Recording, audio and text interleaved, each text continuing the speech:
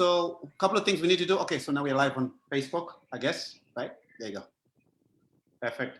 So we good. Facebook is live. Reina, Joma, Ray, can you shift them back to the audience side?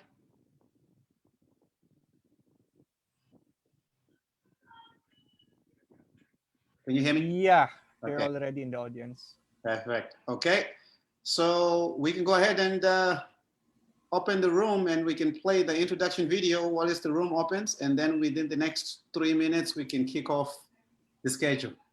Okay, so let's start. All right. I think we need to let people in, yeah? There you go. Okay.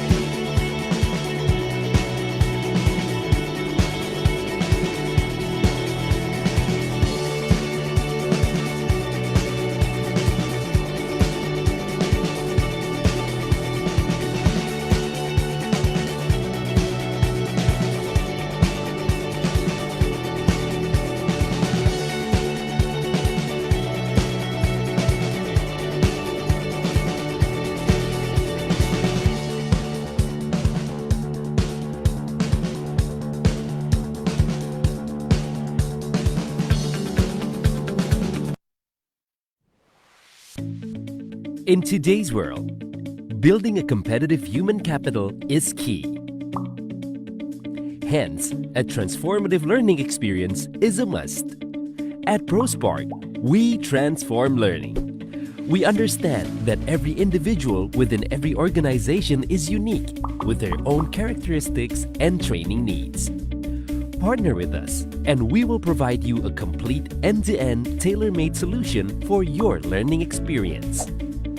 Our learning management system is simple, user-friendly, and flexible. ProSpark is learner-centric, and it sparks motivation and engagement. Complemented with a service to digitize your training materials into interactive contents and off-the-shelf training modules to enrich your training programs. Our vision and mission is rooted in empowering people. We listen, we solve, and we deliver. As your partners, we are committed to improve your training efficiency, reduce your training cost, and improve your learner engagement. Prepare yourself. Your learning journey starts here. Knowledge at your fingertips. ProSpark. Learn anywhere, anytime.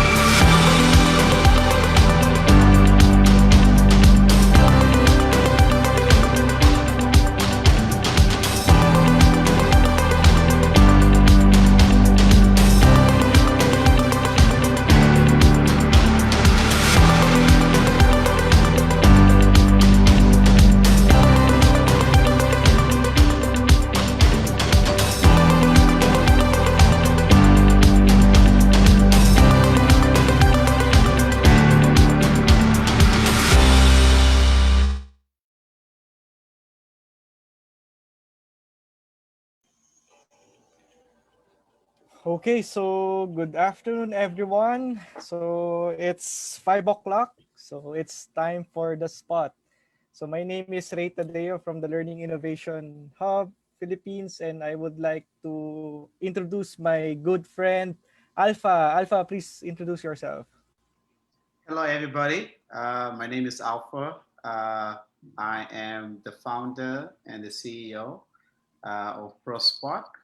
ProSpark is an e-learning platform to train, reskill, and upskill the workforce. We are here also in the Philippines, Indonesia, and also in Singapore. We are from Singapore, and we're excited to be here today. So, thank you for joining this wonderful session. I think this is our fifth, right, Ray? Our fifth. And every Thursday, we're always looking forward for a day like this because we can really get to congregate different people from different industries to share and discuss different ideas about human capital. Today, I think this whole skill topic about reskilling and upskilling is a very important topic. A lot of people are speaking about in the Philippines, in the United States, and in India, all over the world. So I think this is going to be exciting. So we're very happy you all came, and we're excited also to have all our panelists, whom we're about to introduce you, joining the spot. So welcome everybody to week 5 edition of the spot. Happy to have you. Thank you very much, and enjoy the exciting journey. Okay, thank you, Alpha. So just to give you a brief background for those who just tune in to our Thursday afternoon show, this is what we call the spot. So we've this my friend Alpha mentioned that we discuss the world of work, the challenges right now in the learning and development industry, as well in the human resource field. So we invite subject matter expert to share their best practices and also to talk the or to discuss the challenges that you as HR practitioners are experiencing right now. So for today, we are blessed to have our guest for this afternoon show. So I'm just going to give a brief introduction to our guest. We have Miss Altea Gallardo, the CEO of Cloudbreak. So later, I'm going to ask her to introduce herself. And we have also Mr. Chris Delgado, the Senior Program Manager of Wadwani Foundation here in the Philippines. And we have Mr. Ray Subing, the Managing Director and Health Facilitator at Equip PH. So for this afternoon, we're going to discuss the reskilling and upskilling employee development in the new norm. So I guess you're going to get a lot of insights from our subject matter experts, right, Alpha? Absolutely. Exciting, sir.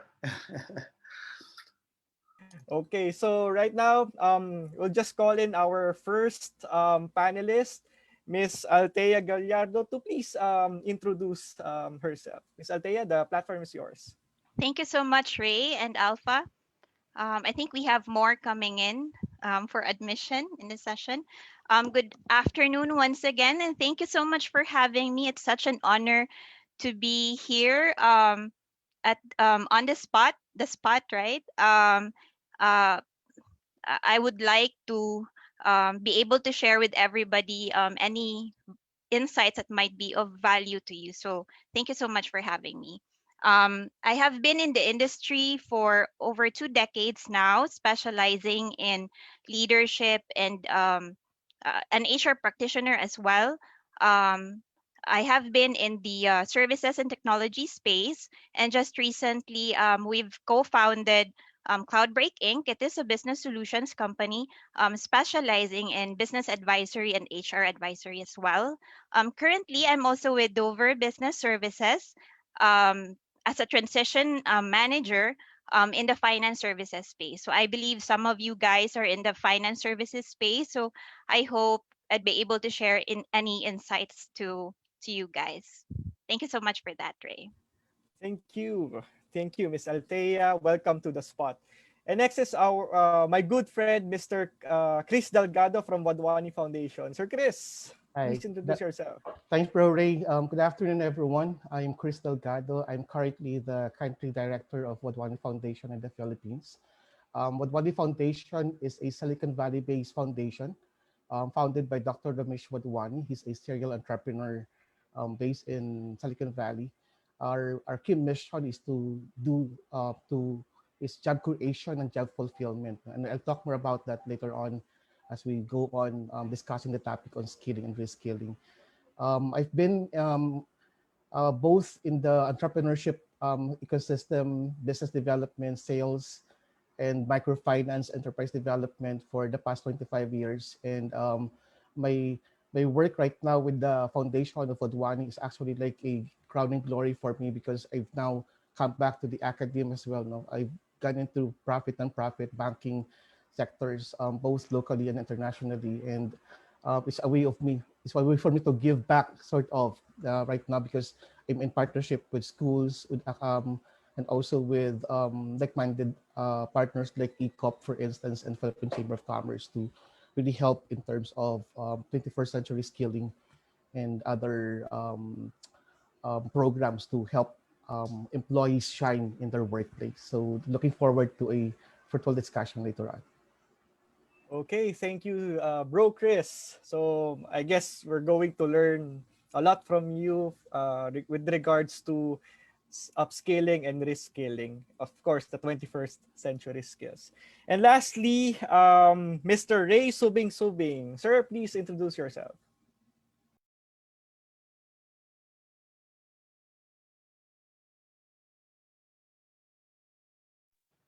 I think you need to put on your audio on. On, Ray. You're still on mute. Hello. Hello, good afternoon, everyone. As you can see, I am in my car, and I think this shows the new normal. So, had to deal with the connection upstairs. I have to really make use of the data. But anyway, I am Ray. I am the managing director for Equip.ph. Primarily, the intention of the business is to equip. Basically, the principle is equipping knowledge and skills for our Filipino talents. I've been in the OD field for roughly 15 years already, mainly on soft OD and technical OD, doing competency mapping, also soft skills like leadership and communications, things like that, and ensuring that we have something that we could offer to our corporate clients and also for individuals who needs personal and professional development. Okay, welcome, sir. So I guess we have a full pack of uh, panelists for this afternoon. So I guess let's start the ball rolling. I know that a lot of our guests right now are really interested to learn. Mm. If you have any questions or if you want to ask our panelists questions, feel free to unmute your mic later, or you can also chat your questions in the chat box. Okay, Alpha, do you have any questions to throw to our panelists this afternoon? Absolutely. These are the experts, so we're looking forward to download their brain. Okay, so first I want to say thank you for the wonderful introduction to all our panelists. So the first question, I guess it will go to my dear friend, Tia. So maybe, I mean, basically, you're the one who's coming in from the whole HR tech space, right? So, I mean, what are your views on the current trends, in the industry, as a whole? And maybe can you provide a little bit some insights in terms of, how this pandemic is shifting, for example, workforce, mobility. How is this whole remote working going on? How is it affecting, the labor demand and the labor supply? And I think it'll be interesting for us to get your insights around that. Yeah, over to you, T. Okay, that one is really big, Alpha. Yeah. So I'll do my best to give some facts as well, data from industry research that I've gathered. It's not just on the HR technology space, right? It's really the entire industry and globally. From Deloitte, they say that one third of global jobs are actually being redefined. So, what does Mhm. redefining jobs mean? Right? So, it means reskilling, upskilling. So, both hard skills and soft skills. So, those of our friends from HR, they're very familiar with the Mhm. definitions, but just at high level, right? Hard skills are those that you um, go for certifications such as engineering or technology or what have you. Soft skills are the ones that are more transferable regardless of the function. These are collaboration, innovation, critical thinking, so Mm, those skills. So and they say that these skills are continuously being redefined, mhm, and more so the soft skill side are becoming more and more important as and this has not happened just recently. mhm. Actually, this has been happening for over the past two to three decades, since we started with the exponential changes in technology, and this has been aggravated by the pandemic. From the Boston Consulting Group, they say that more than 50% of the jobs are being redesigned as well. So right now, if you look at it, the focus is really no longer about a job, because jobs are always, the job content has always been changing. So let's take, for example, I could be a manager, right? An admin manager, or I could be somebody from HR.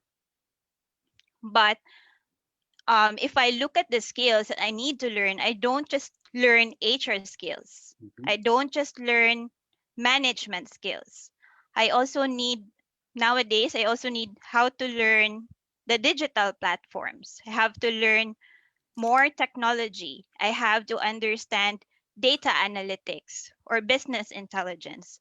So those are new skills that are or have been emerging over the past 2 decades. So that has been very disruptive. And I think the pandemic, from a personal perspective, has just increased the level, or kind of, how would you call it, has um, hastened, napamadali in Tagalog. Mm, I hope my Tagalog is okay for those from Manila. mhm, Um, so in terms of the impact in operations, it's really a lot of change management. mm, It's a lot of transition management. Change is what was and what is. That's change, right? But the transition part of it, and speaking from a transition management standpoint, is your journey towards that um, previous state to the current state. mhm. So with these major changes, if you're somebody who's not really open to change or is not used to embracing change, it's really going to be challenging both at an individual and at an organizational level. I see. So Yeah. maybe let me just follow up with you, T, again on this, right? Are there any specific, I guess, industries or jobs where you see maybe there's a lot of emphasis and shift towards soft skills as something become more important because of the pandemic? Or something like that, because I'm sure there's a lot of people in the audience who are curious, like, okay, so what skills do I need to have? Do I need to shift a job to meet the Mhm. skills I have, or what do I need to learn? I think that's. Can you provide a little bit more insight there before I go to Yeah, so yes. two things on that. So in terms of the categorization of companies who've Mm, had to make major leaps, in terms of the change, are the brick and mortar companies. Those who are so used to the traditional ways of doing business and the face-to-face interactions, because they are the ones who really had to learn other means because of the pandemic. We can't really do the face to face anymore, and if you're a business or someone who's not been used to doing virtual interactions or collaborations, and who are not used to the digital marketing platforms, you're really going to be lagging behind, mm, right? So those are the kind of skills from a hard skills standpoint.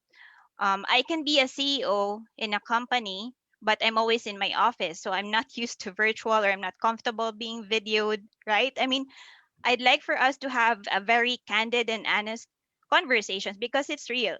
There are some people who are not comfortable, like for maybe I wasn't comfortable before, but right now we're really pushed to really face the people on the video, on the screen, because Mm. really, if you look at it, it's not about you, it's about the value that you can share with other people. Maybe just that, from that perspective, right? So those are just some of the major leaps or changes. However, from a soft skills standpoint, um, you have to be more innovative. Being change adaptive really is number one, and really have to have that learner mindset, because learning comes with, I mean, learning comes with a change. If you don't adapt, if you don't learn, if you don't get ahead of the curve, of the change curve, then you'll be like those companies who died because they were not able to adapt. Mm. Companies like Kodak, companies like Nokia, even for their mobile segment, right? So it's really about innovation and change adaptiveness Yeah, absolutely. from a No, I soft think skill side. I think this is a great insight, right? And I think this can lead a good subway on the same question, because I really want to spend some time with this question, because I think this is the forefront of a lot of people are feeling, anxious about their current jobs, how things going to evolve in the pandemic. And now I would like to, sorry, it's raining here. So now I would like to bring in Chris on this perspective. So Chris, what's your view on this? This whole current trends, labor market shift, and maybe can you kind of focus a little bit more on the disrupted jobs, right? If you are somebody who in that sector left, whereby everything was 100% contact kind of a job, and now you can see that there's a challenge happening there. You might not even Mhm. keep your job, right? So how do you see the industry evolving and things like that? So here you go, Chris. I think thank you so much first to Thea for putting a very good context of the whole things. No, and I agree with Thea that these things have been evolving actually for quite some time. No? And that the whole pandemic sort of hastened up the process of us transferring into um, more work-based, work from home-based situations. No? Looking back, I think there are two major soft skills which are currently in demand. No? First is the digital literacy, given the pandemic requirements. Another is entrepreneurial mindset, or we call it in the context of the corporation's entrepreneurship mindset. No? Digital literacy, because again, I can think of two major industry affected: the education sector and also the training sectors. Where you have, where as you said, Alpha, they're very much contact driven, face to face related. No, for instance, one partner of ours, Delasal Binil, that's been with us doing our learning management system online, which was a flipped classroom approach to teaching entrepreneurship and soft skills, for instance. We're very, very happy because when pandemic happened, they didn't have to train their faculty anymore on how to shift to classrooms. But you have faculty who've been there for 30 years, 40 years teaching, using Blackboard, whiteboard, overhead projectors, and now shifting into online Zoom meetings or Google Meet meetings. Same way with training industries. No, you're doing face-to-face training, for instance, and now you're trying to manage training or delivering content via online. No? So there's a big shift about this, but I think those who are able to transition to digital literacy, as Althea was saying earlier, diba, unang-una, you were quite uncomfortable doing meetings online or doing sessions online, but you get the feel out of it in the process, no? The basic etiquettes, for instance, of Zoom meetings or Zoom training, like you have to open your camera and show your face instead of talking to faces or pictures or blank names there on the spots, no? So these are challenges, and digital literacy requires of that. Digital literacy is also very important in terms of productivity and performance management. Um, right now, I think our HR practitioners here would agree with me. It's quite difficult to manage outcomes and outputs, no? As compared to when you have everyone in the physical space of the offices, you can see them, supervise them. You have supervisors looking at performance of people. But right now, you have to fully trust your employees on outcomes and outputs, in the same way that entrepreneurial mindset, would come in for employees. You have to really find a way to deliver outcomes, or else your work will be at stake, right? So the financial health of your organization is anchored on your individual and collective performance. So even if you're given the chance to work from home, if you don't deliver your outcomes or outputs and the whole blocks of the organization is affected, you'll be partly affected by the whole financial performance of the organization. So those are two major industries, which I think somehow, no, the call for us to become more attuned to internet, to meeting online, and also taking accountability and responsibilities of our outputs and outcomes is very, very crucial, and the way I see it. And I think a friend of mine in the US was saying this might come in the next 2 to 3 years still. No? And I think just to, there's even a blessing in disguise in all of this. No? In the Philippines, for instance, we've been complaining about how traffic impacts our economy, right? Yeah. No? The number of hours you're spending in traffic, and now everyone has transitioned to a full work from home or 50-50 work from home. If we transition this, maybe the 4-day work week or the number of work from home system would somehow also elevates our requirements in terms of economic impact, which when we transition to back to our full operation. So just some thoughts from my end, Alpha. Very good, very good. I think that's a very good quote, Chris, right? In terms of being specific in the areas that are hot right now. For example, you mentioned digital literacy and the entrepreneurial mindset, right? I think it links to what Tia said, creative, creative thinking, critical thinking. Innovation, Exactly. and Everything is intersection. So let me bring Ray here. Ray, I think there's a lot of interesting, as you heard from Tia and Chris, everybody's opening up a can of worms here, right? So I would like to hear from Ray.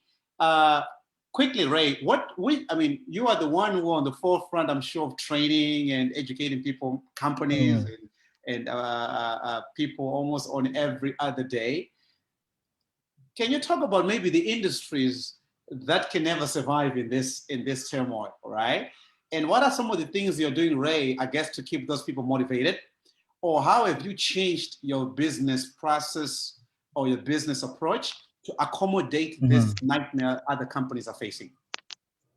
Right. Well, I think first off, I'm really learning from the inputs given by the previous panel, and I think we all can agree we were going to learn a lot of things today. Now, I'd go back to the principle of being humane in this very uncertain time. I think two things that I realized. One is the brutal reality of the uncertainty, and most of the time, people really would think about predictable behaviors at work, like you go to the office, you experience the traffic and everything, and people can get used to it. you know Second is now has a changing way of being productive, and in every training I do, I always keep on mentioning the rhythm. Now you're working in the office, I mean you're working at home, compared to working in the office is way different. In a way, you would be really productive because no one is looking at you, or you might have distractions at home or whatnot. And I think industries that won't really survive are those industries that had no preparation in terms of management. I think there's no specific industry in particular, but I think it goes back to how leaders and managers would really adapt to the current situation and how they would be able to really manage their people virtually. It has been very challenging as well. I've conducted a recent program for a financial company, and they're having a hard time at first because it's confidential information. But along the process, they were able to really find ways to navigate through the uncertainties of, whether should I trust my staff working at home while dealing with these numbers or not. And I think it really goes back to managers and leaders leading the pack and ensuring that the people are really guided.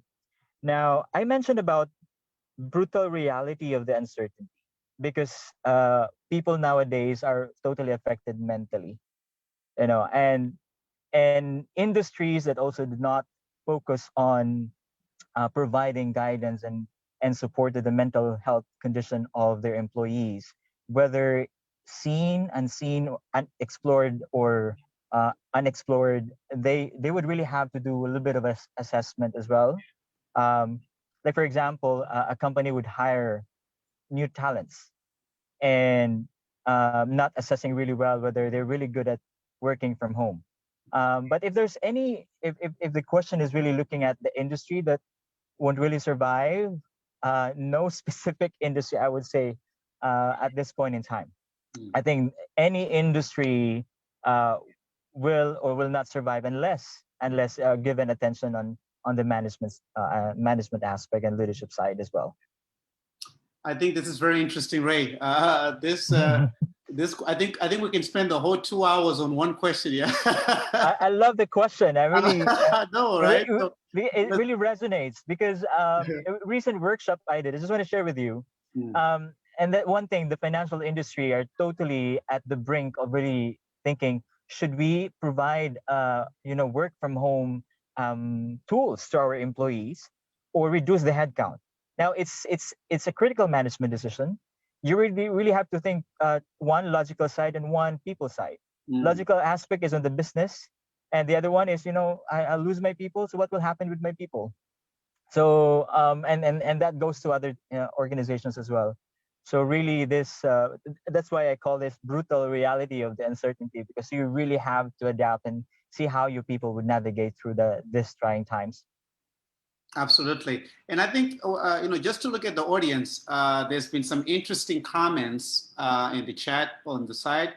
I think this one came from Jing saying, hey, but an industry that is going to have significant adjustment in operating is the tourism and hotel industry. More Mhm. on being self-service to avoid personal close interaction, right?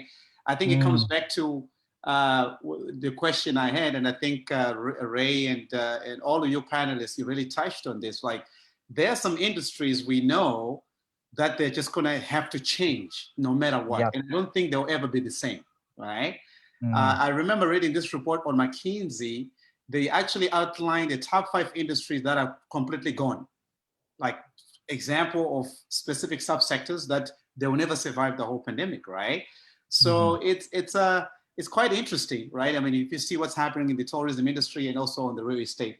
So let me invite my friend Ray to move on to the next question, because I know this will already take almost The other Ray.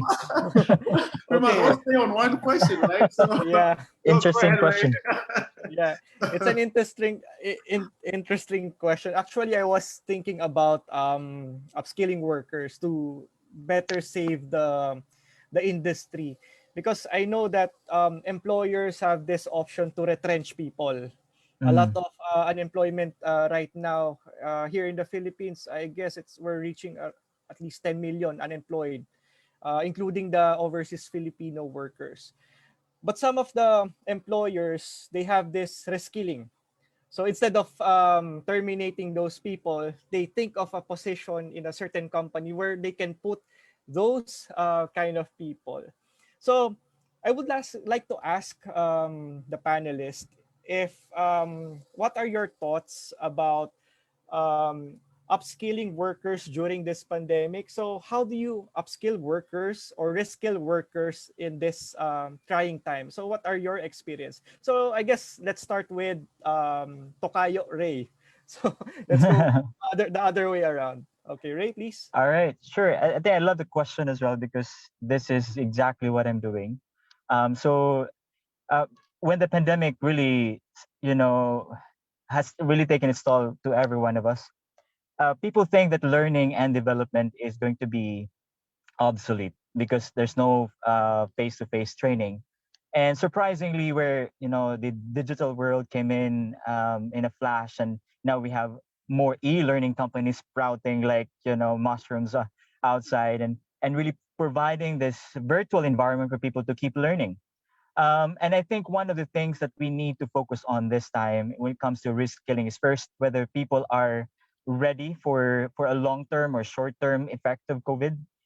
If you notice local trend, for example, we never thought that we would going to last for like more than a year being COVID-19 situation. And people think that after the um, first wave, we would go back to normal. And so people were very excited, and then the numbers spiked up, and now we're back to this, you know, um, on and off kind of situation whether we should go or not go to the office. So reskilling in particular would take, how digitally connected the teams are right now. I think focus on the team environment, whether you're if you continue to motivate your team in this virtual setup. Team building is no longer the usual team building we would see. We would see people, probably managers would send food or drinks to their staff and would meet online, just for a quick fun activity. But it's different when you are doing this in person.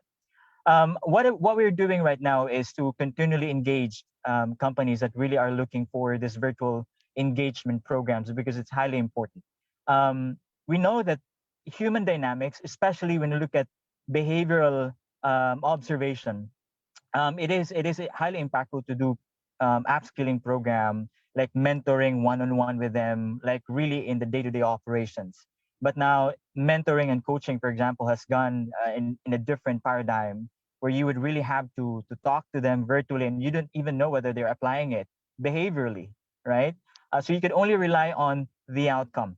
So the focus of most management and leaders right now is how, with regard to the productivity of their people, how my people are providing me the outcome, whether I'm seeing them or not.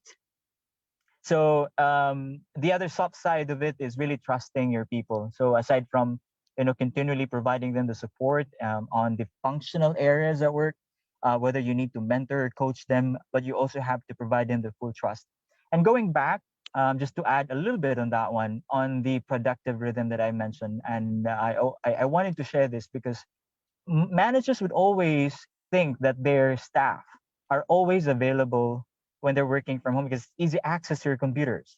Like it's just a matter of click. You can immediately answer your manager's call. But who knows if you are actually doing something else, like maybe taking care of your kid or doing some household chores out of schedule or doing something like an emergency case. And people really gets frustrated when their staff don't answer the calls, right?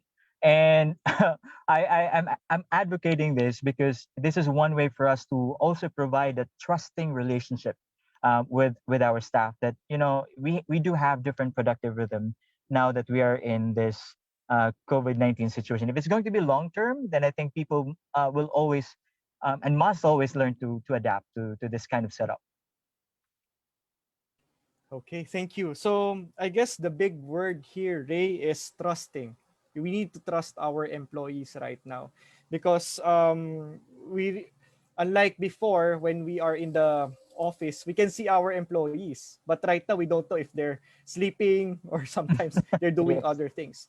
The important thing is trust, and of course productivity. A lot of employees right now are burned out with their work Mm, because of their bosses are calling them at 9 p.m. to because their bosses are thinking that yep. these employees can work at this time because they are in their comforts of their home. So Yep. those are the things that really employers should be looking at. Ray, thank you very much for your insights. Let's Thank you. go now to Sir Chris. Bro Chris, what are your Yes. insights? I think one term, one key phrase that Thea also mentioned earlier was change management. No? Change management. And I also agree with Ray that the trust issue is a very key issue in the current situation. Actually, it's a mutual trust thing. No? It's a mutual trust. Um, Employers has to trust their employees to deliver the outcomes. Employees, on the other hand, have to trust their employers that they will do their very, very best to ensure their security in terms of their tenure and their employment. No? So it's a mutual thing. No? Um, I could give a very concrete example from our case because the foundation is based in Silicon Valley and we're operating like in 20 countries across Asia, Latin America, and in Africa. No? And I agree with the point earlier by Ray. In my case, actually, it's much more exaggerated because I have to work with people from Latin America. So I have to adjust my working schedules. No, I have to sometimes, if I have my weekly call with our CEO, I have to like be awake until 1 o'clock in the morning to accommodate a meeting with him. No, and true enough, no, and sometimes the higher ups are sort of expecting you to be there because there are certain fires to be put off and all those stuff. No, because leading, for instance, Philippines and supporting Southeast Asia, there's a lot of stake in terms of outcomes and outputs also from our end. But there's a shift that happened actually last week and the week after that, before that. No? If you remember, in our case, the bulk of our manpower is coming from India because our operating office is also there. And because of the impact of the pandemic, a lot of our co-workers has been also affected. No? May mga positive ng COVID-19. There are family members. And a, there was a good initiative coming from Ramesh himself, Dr. Ramesh Wadwani, our founder and benefactor. He called up all the CEOs of his 48 companies under Symphony Technology Group at the foundation and did an town hall session with everyone and saying that, guys, you have to be reassured that the company is there to support you in this transition. We will come up with a policy to provide for COVID leaves, for COVID support in case you have family members who are affected by COVID, vaccination, and all those stuff.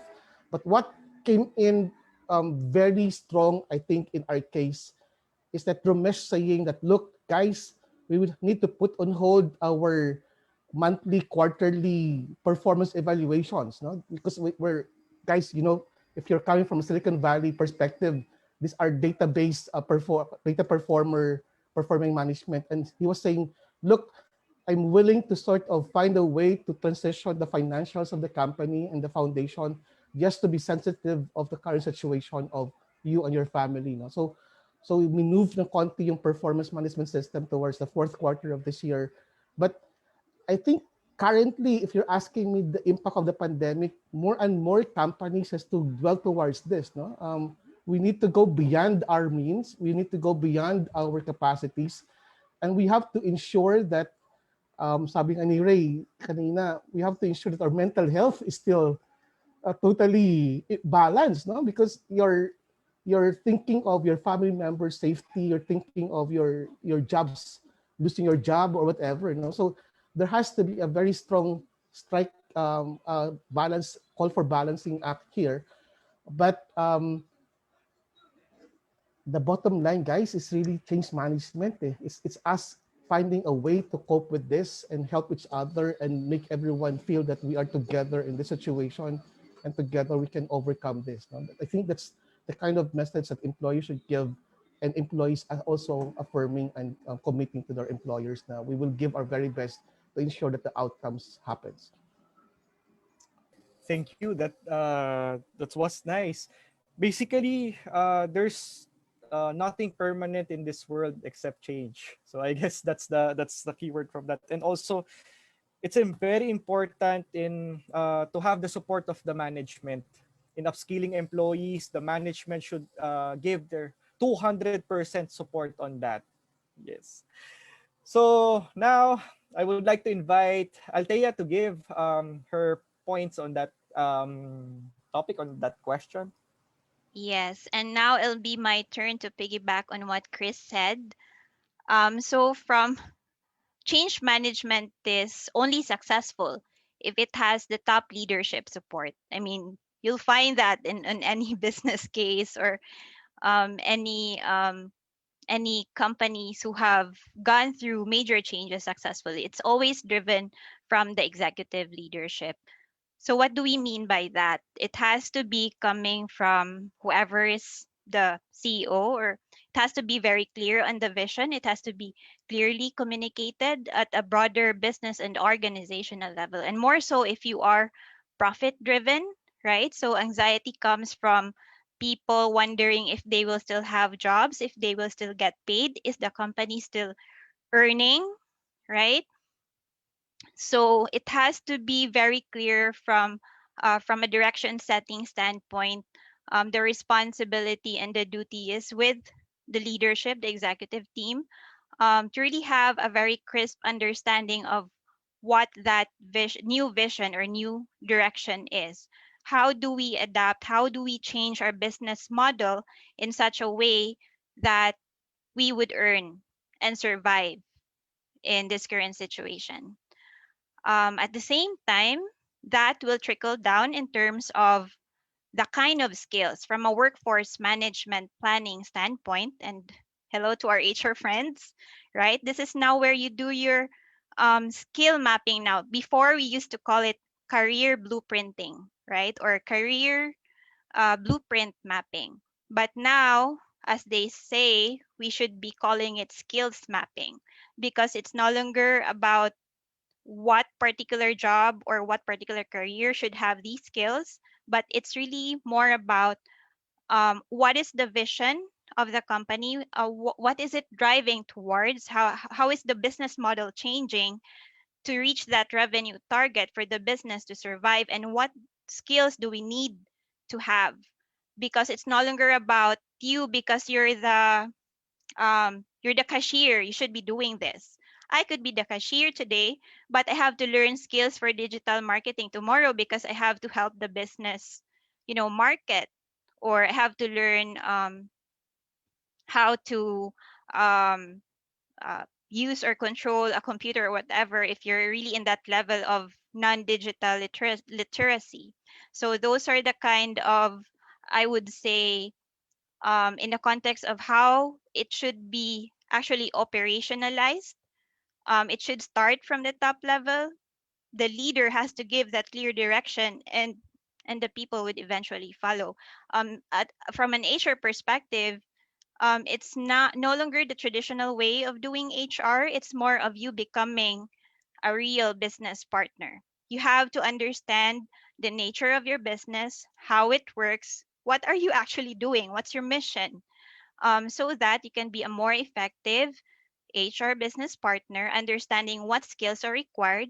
You would know and be able to provide input to the decision makers, the management, what kind of new skills you would need for the people, and is it going to be an upskill or a reskill? Who are these people?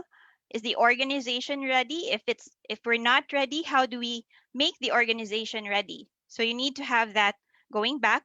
That's where the change management or organizational change management would come in. So it's a very long process. It's from top to bottom, and it starts with having a really strong and good leadership. So Very, those are my few cents on that item. It's quite heavy, but it is. it's scary. At the same time, it takes a lot of Yeah. courage, especially for teams like us, for my startup team who are here. Some of them are here, by the way, so thank you. And also from my other team who's a huge conglomerate. They too are experiencing the same challenges. So whether you be a small business, a startup, or a huge corporation, global corporation, we're actually experiencing the same challenges, and it's most likely going to be the same journey. It's just a matter of size and revenue, but the process is, I think, the same.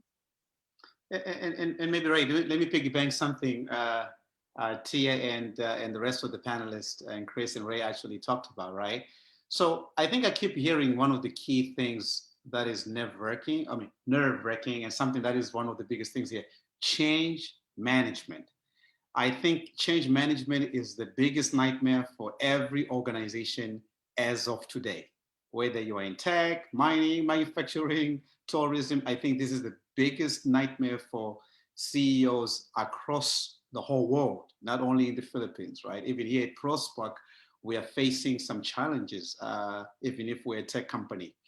So something I'd like to really drill down on as an extension of the thoughts. There's a question in the group. Thanks a lot to our attendees for the questions. I'll take one from Hope G. I want to read it the way the question has been structured. I don't want to change anything, right? So she's saying, I would like to piggyback on the thought of upskilling in the L&D space with the current manpower and staff versus just hiring virtual freelancers from an effort and cost standpoint. I know some companies are now leaning towards the latter. So here's the question. We all have seen articles. I think Twitter has said its employees can work from home for the rest of the year. Or I think there's a company that says people can work forever remotely. They don't have to come back to office, right? so you as executives in your own respective field, as people with a lot of experience hiring people, What do you think about this issue of, having freelancers versus the whole traditional manpower stuff kind of model we have? And how are you thinking about it? Because cost makes sense sometimes, but what are the trade-offs you are thinking and planning as you go into this? Let me take this straight from Tia, and from there we'll go to Chris and to Ray. I think this is a very interesting question, and let's go down the list. And Yes, I you're have to more be than welcome very careful with my answer. to. Okay. You're I was live on about to Um, Facebook. say that. You're live I on was about to say Facebook. that. this one is honestly really difficult. It's a difficult question. I don't think there's um um a spot on right answer because I'm in both worlds. I have been supporting large multinational corporations who are traditionally running, huge corporations, and I have been supporting SMBs, and most of these are tech startups. And the mindset for these two different worlds are redundant, but I would say very different.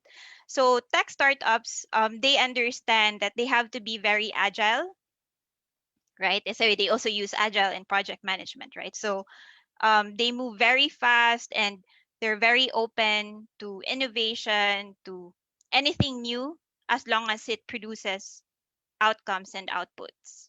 So they're very results driven.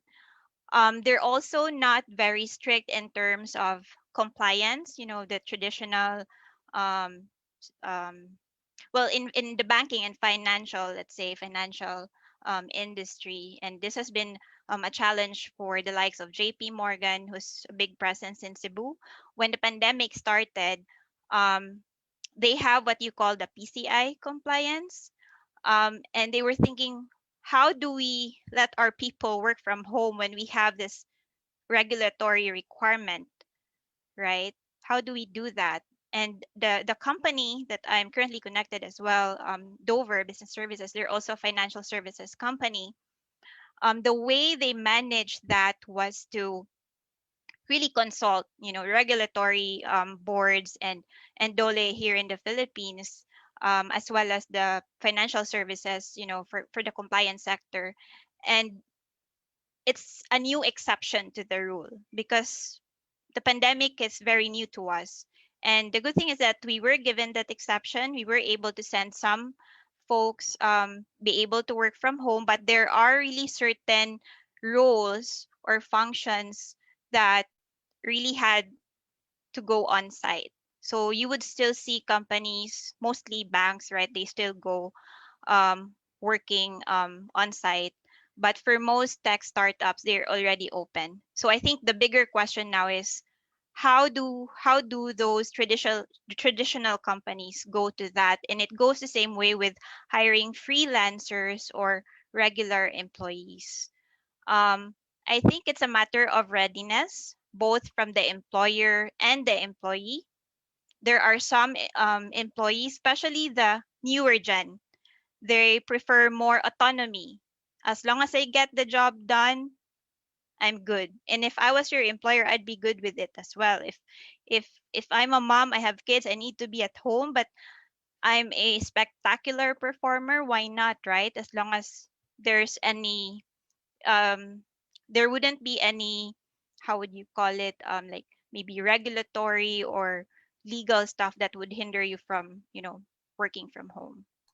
but So but, I'm but not sure if that answered your yeah, question, but it's it's it's it's it's, you know it's really something quick, yeah. something new. It's new territory that everybody is trying to cope with. Absolutely, absolutely. Let me just ask a direct question, and I want to go straight first to you, Tia. I want you to give me a straight question answer. Same thing to Chris, and I'll go back to Ray.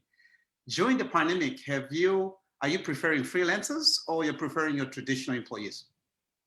I have the traditional, and for the newer roles, especially for the ones where we're doing a lot of marketing, Hmm. because there are also more freelancers right now in the talent, I mean in the talent pool out in the market. Mhm. If you try to do search in job street as an employer, you'd see more freelancers and more people or more applicants looking for a work from home arrangement. Mhm. Um, but of course, when you do the interviews with them, they would still ask, am I going to be able to get my benefits, my statutory benefits? What are the allowances? What's the arrangement? So um, it really comes to, well, I would share what we are actually doing. So we would hire freelancers with an option to be converted into a regular employee if they would like to be converted and if they are performing up to standards. I see. What about Ray? Yeah, I think I'm learning a lot from Tia's as well. And basically, for in my case, the reality I'm facing is just really a lot of people who have lost their jobs. And definitely, probably most of them right now are looking for something that would fill in those hours or days. Like for example, in the first few days of the lockdown, people went on reduced days at work. So they have like 3 days work for office work and probably 2 days off unpaid. Hmm. And so what they would do for that 2 days, they would really have to do something that would make them productive or maybe earn something. I Hmm. realized that in when I put up the business, equip that page in particular, I found a lot of people who have definite they have unexplored skills in the learning and development arena. And so it's in a matter of skilling them up and ensuring that they will be able to facilitate a program. For example, in my case, I have one who really wanted to become a trainer. He's very good in Excel training, but I mean in Excel work, but never done a training for Excel. So I encourage this former colleague, how about trying to train someone and see how it would, probably you'll be able to earn something out from it. And so he started just by doing, one-on-one, and he tried to adapt certain, business process and how he would be able to earn, benchmarking outside how much she would charge for it. And eventually she's into it already. And freelancing right now is no longer the what we call the unusual kind of arrangement at work. It's now part of the norm. You would definitely have, like in our case, we are consultants in a way, Mhm. but we also provide this long-term partnership with our clients. It's just like working with them for long term. Hmm. But in terms of benefits, of course, that's one thing. And I'm glad that Thea mentioned about it a while ago. Most people when they're in freelance work, they would realize they don't have the benefits that a regular employee would get. For example, healthcare benefits, leave credits, leave conversion, all those things that would turn into a monetary aspect.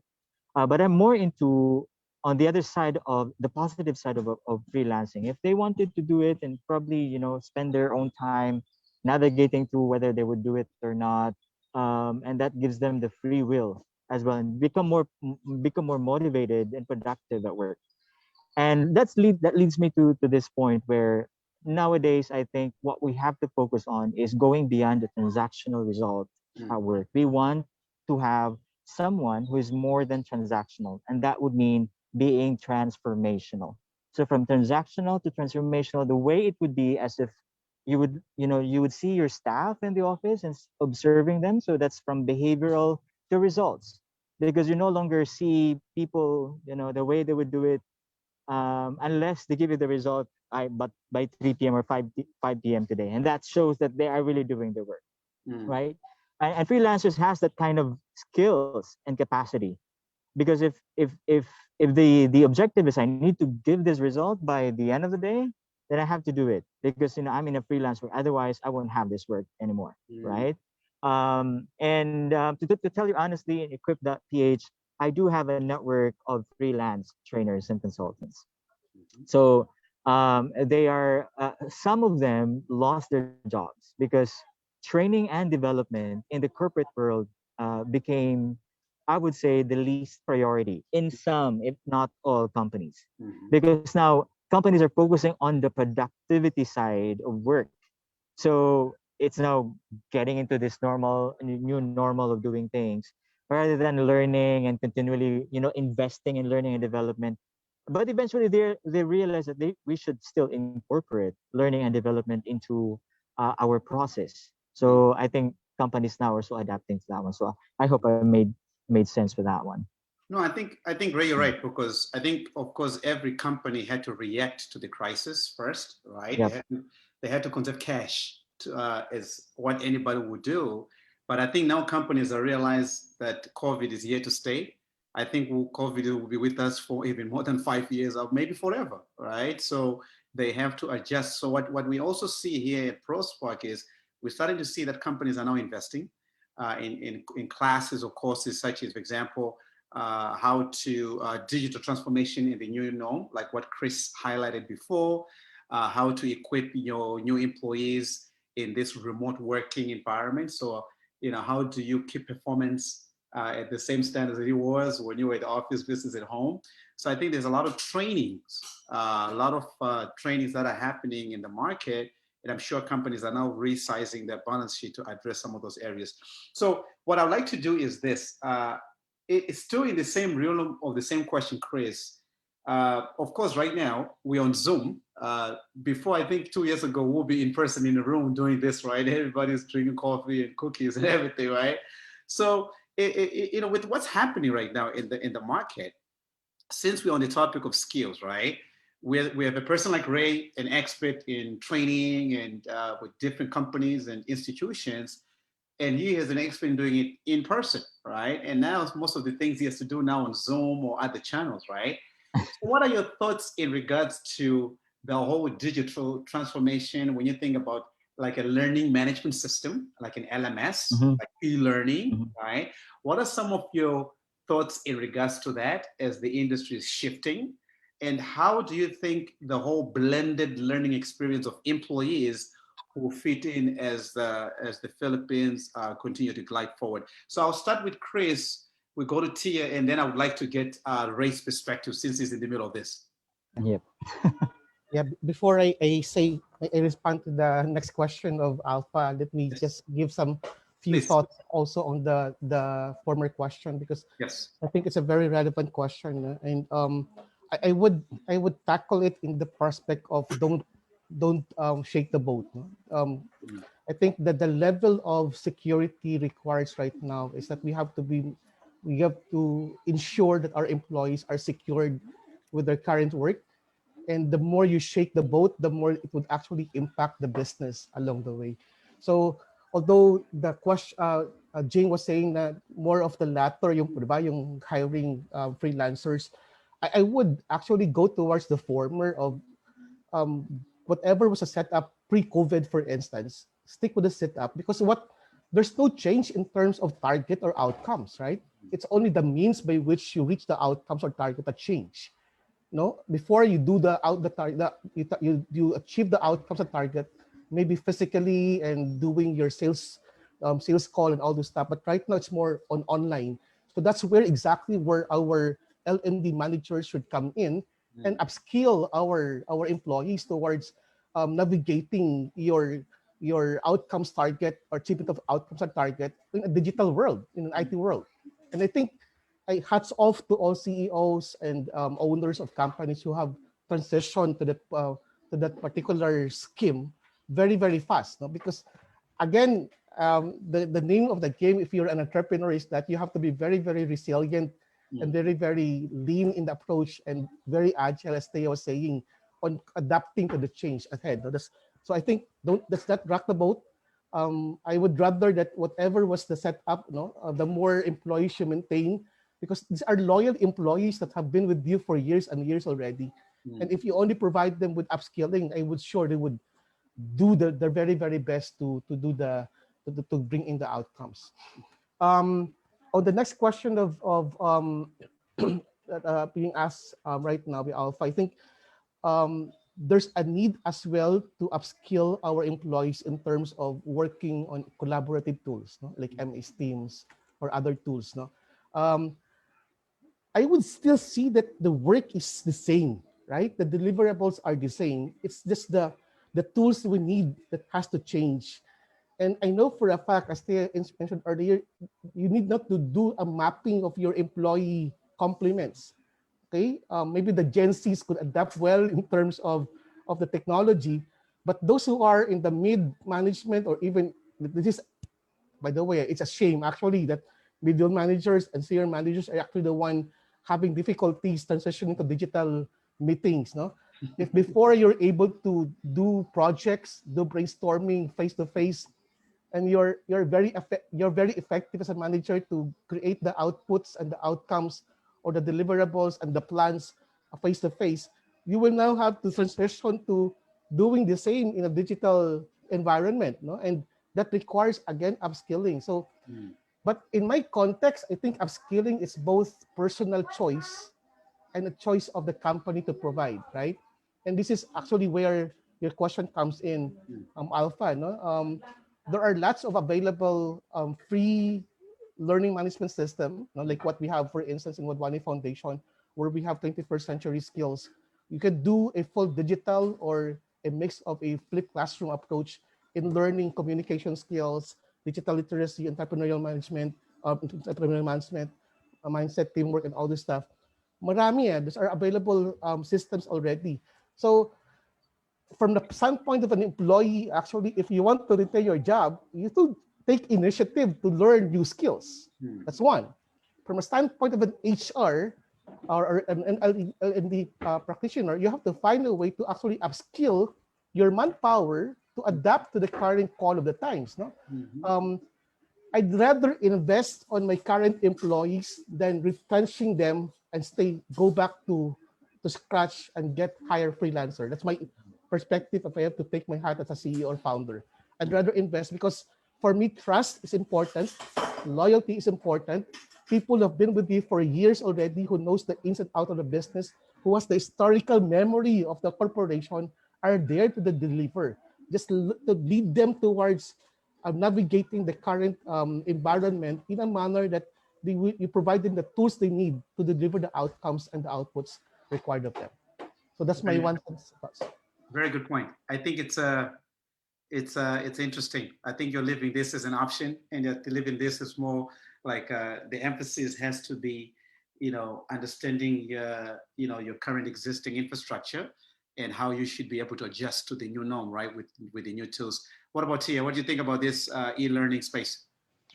I think there will be a continuous rise and increase in the demand for an effective LMS, something that's really cutting edge in such a way that it addresses most of the industry's needs. It might be different um, based on where you are from a company size, right? Bigger companies would need that for a more organized management of their training and development or learning and development. Coming from a corporate standpoint, I know there are the likes of SAP, PeopleSoft e-learning, right? Where the traditional way of LMS, but it's not very collaborative. I know I've seen how ProSpark works, and it's really focused on collaboration, which is going back to our earlier discussions. Since we are now more virtual, we need something that's more engaging, more dynamic, more collaborative. At the same time, still serves the traditional um, requirements of an LMS where it can be capable of doing content management, content creation, um, and of course really just from an HR standpoint, being able to see that data analytics, seeing where your skills or your workforce is from a skill standpoint. That way, from an HR practitioner standpoint, I can create a new or a more pandemic adapted learning program, maybe focused more on digital skills and the other soft skills required at this time. I see. Over to you, Ray. I think this is going to be an interesting one. Your perspective. Yeah. I'm really trying to save my data. Apologies, I don't have my camera on, but I think my That's voice okay. is probably more important than my face. Okay, so I think the very important thing I'd like to voice out is that e-learning has been here, all this while. I think companies previously have taken e-learning as, I'd say, in some, not all, as a least priority. depending on how much they would be able to invest on an e-learning. Now the pandemic came and made us realize that, oh, this is something that my company would need this time to continually engage my staff. And absolutely, it became a major trend. I've seen companies really now adapting to, not just a full scale LMS, but maybe someone facilitating program for them virtually. That's still an e-learning, but adapting to a full scale system, like probably ProSpark would have something would be offered, could be offered in the market. It would have to be adapted to the way the roles are. And one of the key projects that we maybe just a sort of an example, and a company would look into how we could gamify learning and development. Now, my take on this is or e-learning previously is just a standalone system. People would logged in and they would take courses or modules and complete it. But I think this time it is more important to incorporate e-learning part of the performance as well. So now companies are gamifying it. If, for example, if you complete 4 hours of an e-learning, you would have this kind of rating for your performance. And incorporating this would make e-learning really something that would continually engage people. Because sometimes e-learning, though it's on your own time, it's self-paced, but it lacks this human dynamics of being there physically for the person to learn, right? It has to be interactive, and it has to be this humane side that you can still there's certain attachment to it, whether logically or emotionally. And I've seen LMS systems. I myself is doing consulting work for an LMS system, and so we would point out all the features that would be necessary for this company, for this particular team or department to really get into the e-learning portal. And so, what are the considerations that we have to consider there? We take in a lot of assessments and ensuring that people would really adapt to this, and not just because it's a requirement, and because my boss wanted me to log in and complete this course. No, we want people to to have e-learning as part of the learning culture. So, and I want to mention this big thing. How does companies nowadays create such learning culture virtually? Right, with the ongoing pandemic, we won't be able to even probably realize or know when would be the time that we will go back to the in-person training program. And if people or if employees will continually get engaged into the e-learning, it might be the long haul. It may be something that the company would really have to invest less costly than doing an in-person program, and would be more sustainable. I do have a lot of trust and confidence in e-learning nowadays, because it not just because it supports businesses, but it is what the situation calls us. This situation calls us to be highly digital, to be highly digitally connected, and I think this is one thing that would really connect people. I think the best way for you, Yeah. Ray, is to So recommend that's all your clients that ProSpark is the best LMS in the world. I've seen a number. I've seen a number of people I've worked with in the LMS side. Even with the previous employer that I worked with, we were at the top, really strategizing how we would be able to incorporate this org wide. It's not an easy work, No, it's but not. if companies would really realize how it would really impact people and employees' performance. But of course, you need to have a system that would really target that need. And so now companies are also very particular with that one. Yeah. Mm, So it is really important for them to really see why are we doing it, and how we could make use of this for the long term. I see. Alpha, just a Yes, quick Yeah. please. thoughts on this. I think if we could Yes, please. provide like content and LMS, which is actually customized in terms of the job deliverables of certain cluster of employees, I think that will bring a lot of value. Like if you're looking at upskilling, for instance, in terms of digital literacy, if the LMS would be there to support the current workload of the employee, that would be very, very beneficial and very value driven, I think, from my opinion. Absolutely. I think Ray, you should come in and talk a little bit about content before we hand over to audience for questions. Maybe 1 minute, talk about content and what we. I think we had a session about this last week. Maybe Ray, come in, please. All right, sure. Content, LMS content. I think two things for LMS. I think one is how it would link different departments within organization, and how will this be able to be the main portal for everyone. Mm, And there's a lot in the LMS features that would really target that one as well, because we want to have a system that has a sort of oneness. It's not just for specific role or for specific department. um, One content consideration also would be, when an employee would make use of of a module, is this module would have what we call mm, reinforcing modules. Like, for example, after I take this module and that's it. It's like one, taking a book out from the shelf and you read it and that's it. mm, But we want something content wise that would have a gradual take in for every employee.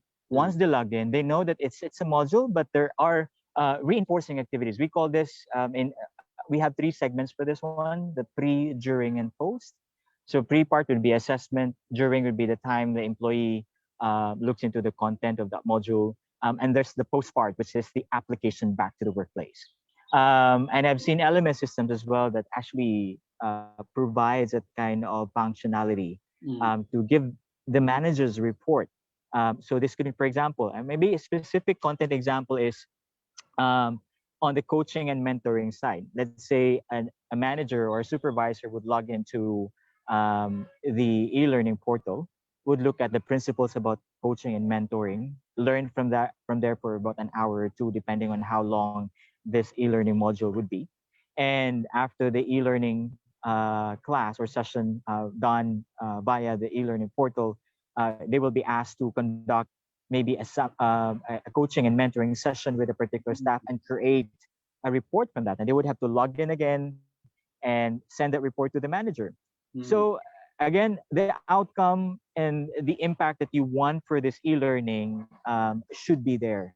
It's not just, I've completed my 20 hours of e-learning, session. It's not that. We should be able to provide them something that is going to create learning impact for them, a real application back to the workplace. Very good. Now, Mm, there are also varying considerations as to with regard to the content. We are now very particular with the information we put in. We have LMS that are also incorporating outside references. mm. It could be coming from universities. It could be coming from known institutions or research companies that people could easily pull in. It's like a library inside that module Mm. that they could refer to. So it's not just a one a silo kind of module. People would have different references from different points. I think that's great. I think this whole reskilling and upskilling area is provoking people to think deeper about what they have in their current infrastructure. And what we are hearing here is if you think about empowering your employees, yes, blended learning experience is very important, offline and online training. And it's not just an LMS or just only content. It has to be engaging, gamified learning management system. You also have to have interactive and engaging content. So the perfect solution is, those two. So I think, yeah, I agree with you, Ray, and definitely with what Chris said and Tia in regards to the future of the learning management system space in the Philippines. What we want to do is this Can I is have just a minute, Alpha, before you proceed to the closing? yeah, Yeah, yeah. because just on the what Ray from Equip shared, that's what most companies well, most of the companies we've supported through Cloudbreak have been doing as well. Mhm. We have this developmental matrix called the 10-20-70 Mm, developmental journey. mm, So learning from books or from training materials or content, as they said, using this matrix is just 10% of the development piece or the mhm, learning. I think most of our L&D specialists or experts are very familiar with this, but just to share with the group. So if we have an LMS that is able to provide that platform to demonstrate the acquired knowledge, because it only becomes skill if you're really able to already execute on it, right? If you're already able to apply it, then the knowledge becomes skill. Mhm. So training is actually just 10% of the developmental cycle. 20%, Mhm. as Ray mentioned, is the mentoring, coaching, networking.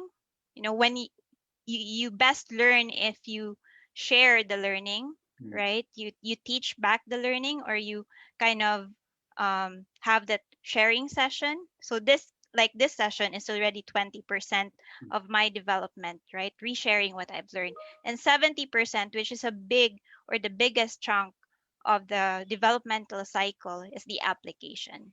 Mm. So going back to the challenges of upskilling and reskilling, it's the challenge is not just providing the platform, the time for training and learning, but also providing the avenue for employees to be able to demonstrate what they've learned.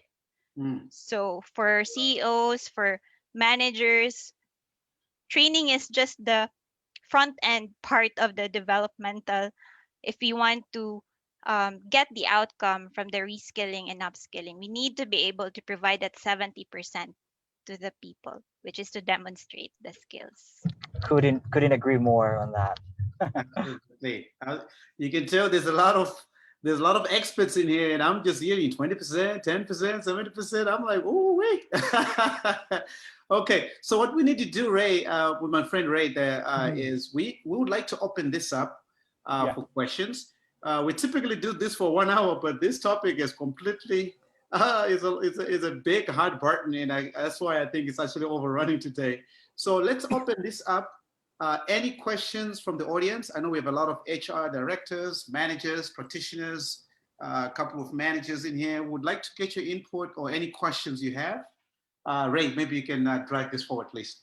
Yeah, you can unmute your mic and you can ask questions to our panelists. Yep. Or you can type in the chat. Mhm. I guess is there any? Maybe there was a question before in the WhatsApp group. I'm sorry, in the chat group. I don't think. Yeah, there is Ah, there's a few there okay. actually. I think there's one. It says, "Do you think the trend will always be blended setup, working from home and office based at the same time, or will it mostly working from home even when the pandemic is over?" I guess people. Maybe Chris, you can take this one. What do you think will be the future post pandemic? I think that would be a management call and a government call, right? Because there are regulatory requirements for this. But Yeah. I think from an economic standpoint, no? If our country managers are really very sensitive to the call of the times, as they would say, Hmm. there's already actually a culture being created, no, from the work from home culture. The only and systems and structures are in place in terms of ensuring productivity. No? I mentioned earlier that there were calls already in terms of a 4-day work week or work from home 50-50, all of stuff, given the traffic situation in the country. But again, there are always opportunity in fronting, no, given a problem. And um, from if you ask my personal opinion, I would go towards a blended work from home structure. No? But of course, with systems and structures in place in terms of deliverables, outputs monitoring, work monitoring, and all those stuff. No, but I think there are models already happening. No? There are models already around the globe. No, for those of you who are practitioners, there are models happening already, and these are all again geared towards economic development. So personally, I would go towards a percentage work from home, and in fact, a more structured like the work hours. Diba? Remember the proposal, the work hours, like some industry starting at a given time and some industry starting at a given time to ensure that traffic situations is managed and economic development, economic activities are heightened along the way. I see. Let me throw this question to Tia. This one came from Jing. He said, should not enterprise be weighing in fixed work schedule is against actual delivery of output and responsiveness to customers' need. He's more inclined to the customer's need, right? So I guess the whole work schedule thing. What are your thoughts about that? Yes, more and more companies are now moving into output based or results based performance. So it's no longer like, you really have to clock in fixed number of hours, but it's based on results driven. There may be certain industries that would still require that transactional type of output, like BPOs who are billed by the minute or billed transactionally, because that's the bread and butter of the business. So it really depends on the business model, the industry you're in. As long as your business model allows it, or perhaps if it's business not doing so well, perhaps it's time to consider a shift moving towards that. I see. He also mentioned about intellectual property rights. So it most likely would have to touch on how information security, IT security would evolve as well. They have to be more abreast in terms of how to support these needs in the industry, I see. because that's the only roadblock. The roadblock to banks being able to have that work from home is because they have that PCI compliance requirement. And maybe, I'm not an expert in that area, but maybe the IT security is not yet that robust in that particular field. I see. So before I hand off this over to my friend Tadio, let me ask one more question to all the panelists, to all our experts, right? What are the top two skills everyone in the room should think about as they walk away from this amazing learning session? What are the two skills you think about now they should focus on is in your industry, which you think should be the priority? I'll start with Ray. Awesome question, because resonating to what I did know. Um, I was a corporate employee like a few months ago before I kick off Equip the PH. Equip the PH is pretty new in the industry, Mhm. but I've been doing OD for quite some time, and it has given me the opportunity to rethink whether I should take the risk in the middle of a pandemic.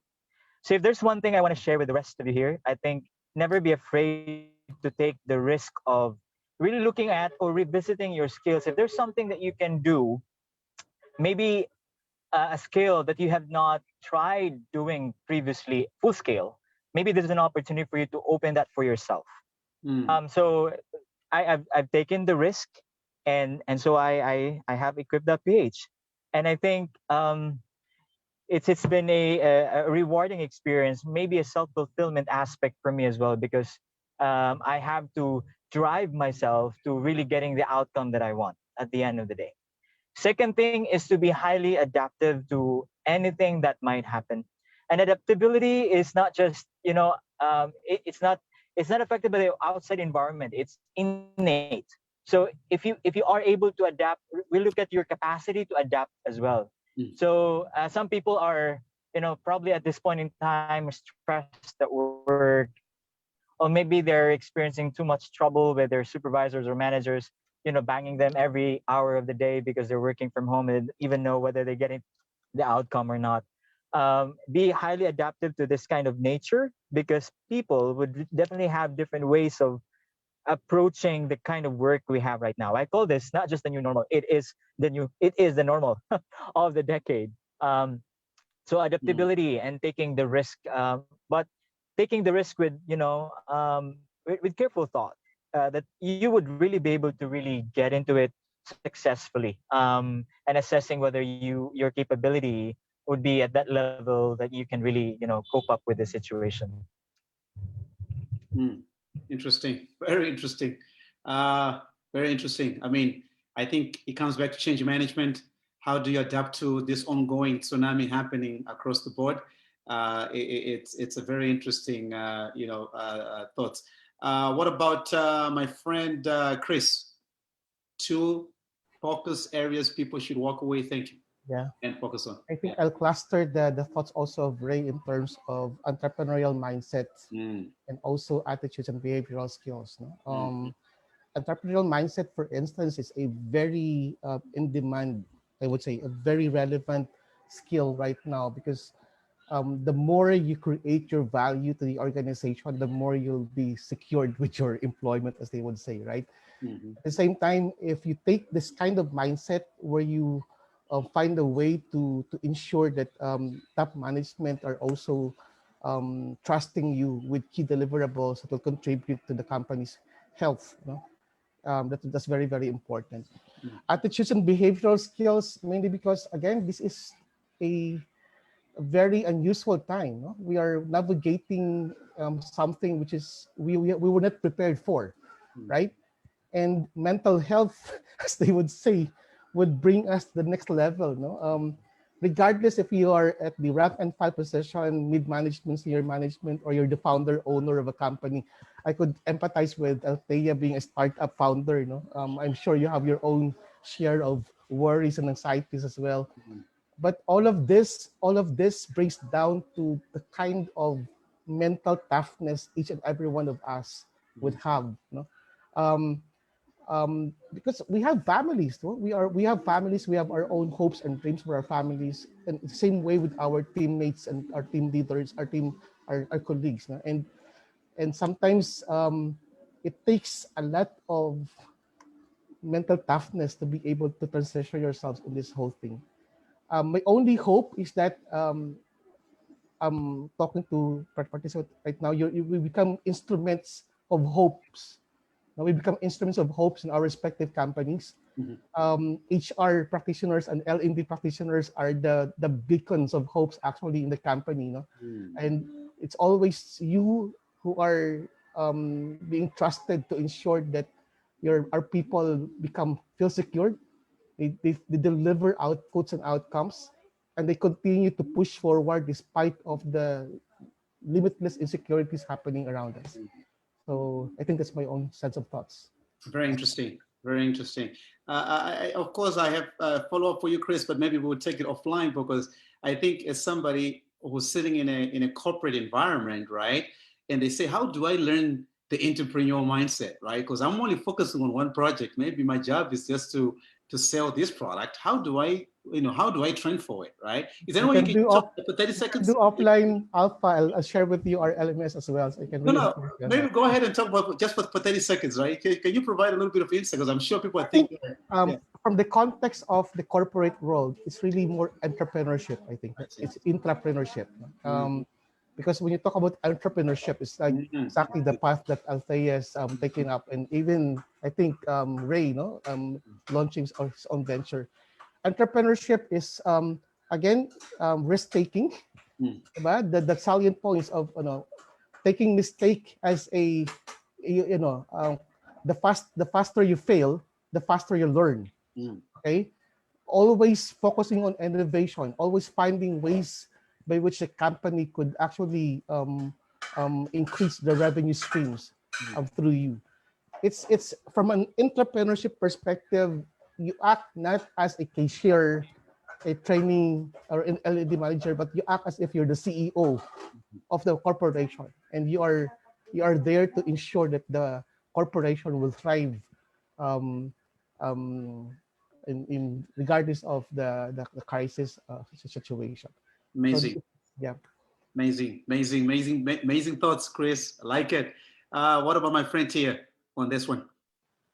Yeah, I was so lost on the intrapreneurship, Yeah. right? Focusing on innovation and process improvement. So I almost forgot my two top skills to learn. So it goes back to change leadership.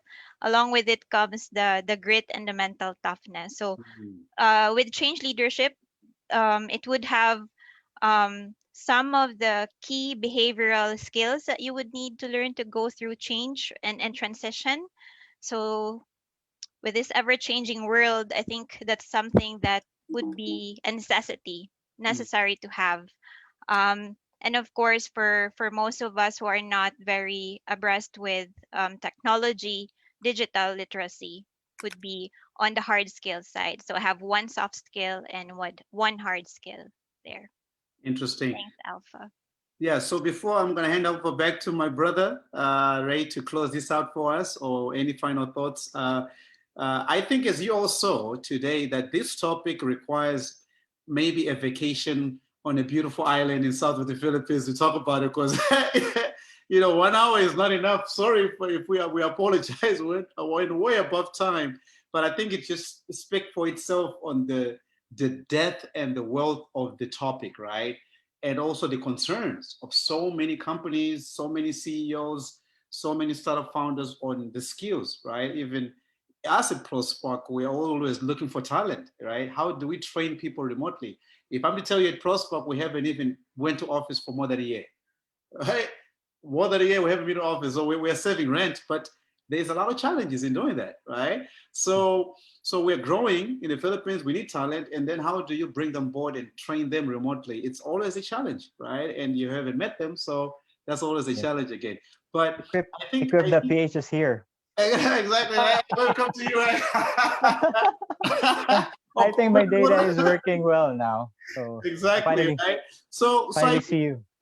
Yeah. So I think what we should do is this, right? So two things. Next week, we're gonna have our episode 6, where we're gonna really dig deeper into this whole blended learning experience, where we'll showcase more, like, for example, how people can interact via an LMS. What is like creating a course like on LMS? How does it content look like an LMS? So this is something that we surveyed, and a lot of people want to experience that. So hopefully we can help as many people coming in and join us. I think this topic we need a part 2 for this topic, Ray. I think we need to plan this out, because we haven't even talked about the biggest topic in the room, which no one has ever mentioned. And I'm surprised Chris and even Tia and even Ray, you didn't talk about it. The role of government in this whole nightmare. We avoid politics. That's the answer to your question, Alpha. Because we avoid politics, that's why we didn't mention it. No. We need to be able to identify our circle of influence, so we could actually make decisions and accountability. No, I think an area to think about is the role of government policy to help create the environment that fosters skills development and an investment into people, right? Yep. Are the governments, right? I'm sure in the Philippines we saw that there's a lot of investment in SMEs. There was a lot of, for example, when the COVID hit, the shutdown, there's a lot of bailouts or packaging, you could call it stimulus package, to help some of the SME businesses. We saw it across the world. So how can government policy become a vehicle for change and a vehicle to improve versus an obstacle, right? So I think those are some of the things I guess we'll have to explore in part 2. And I'm sure I'll bring you guys back and bring some government officials, and then we'll see how the conversation unveils. Over to you, Ray. My friend Ray. Okay, thank you. So thank you everyone for staying until 6:39. Okay. Is it working properly? Okay. So thank you very much. Before we close this, how do we contact our panelists? Maybe Yes. Althea, can you give your contact details? How can people reach you? Yeah, I'll send it through Reina. I think she's gonna be sending something to all the attendees. Mhm. So contact Okay. information Good. afterwards. Thank you. Thank you. How about Sir Chris? How people could reach Wadwani Foundation? Yeah, we have our website, wfglobal.org. That's for Wadwani Foundation. And we're very, very much interested to partner also, no? Like Alpha, for instance. We have also a learning management system that we provide for our partners. We've been working with ECOP also for quite some time right now. So just try to, there's both job creation and job fulfillment modules that you can look at. So check our website, wfglobal.org. Okay, thank you. And Ray, how can Yes. people reach you? I want to go digital. You can connect me via Instagram, Facebook, equip.ph for the millennials and the non-millennials as well. So I'd be happy to offer. Actually, what I'm doing right now is also providing free learning program. Whenever I post public training sessions on my Facebook account, and this is one way for me to sustain my main advocacy on learning and development. And not just that, and the technical aspect as well, for any organization looking for competency development and even creating process and frameworks for the organization. I'm just a message away. Okay, thank you. I hope Thea, Bro Chris, and Ray, we could invite you again to our session to talk more about learning and development and the Oh no, challenges that Ray, we they are coming back because we're gonna Ah, bring they- government officials now. okay. So how about ProSpark? How can people connect or reach Oh. ProSpark Alpha? No, I think, yeah, so ProSpark, we are available. You can go to our website, prospark.co, or you can also contact us via our Facebook page, ProSpark PH. Plus, also, we will be sending an email follow-up with all the panelists' contact information. So at least if any of your company or you guys want to discuss more further on what you heard with any of the panelists, you guys can definitely reach out to them. So thank you very much, Boss Ray. Okay, thank you, Alpha. With this, I would like to close the session. This is a very productive afternoon and evening to everyone. Thank you, Althea, Bro Chris, and Ray, and everyone who stayed and connected and interact with Dutch. With that, thank you very much and take care, everyone. Thank you. Bye-bye. Thank, Bye. Thank thank you so you. much, everyone. Keep Bye, Ray. safe. Thank you, Thank Chris. you. Bye. Thank you, Tia. Thank you. Guys. Thank you. Thank you. Bye. All right. Very good.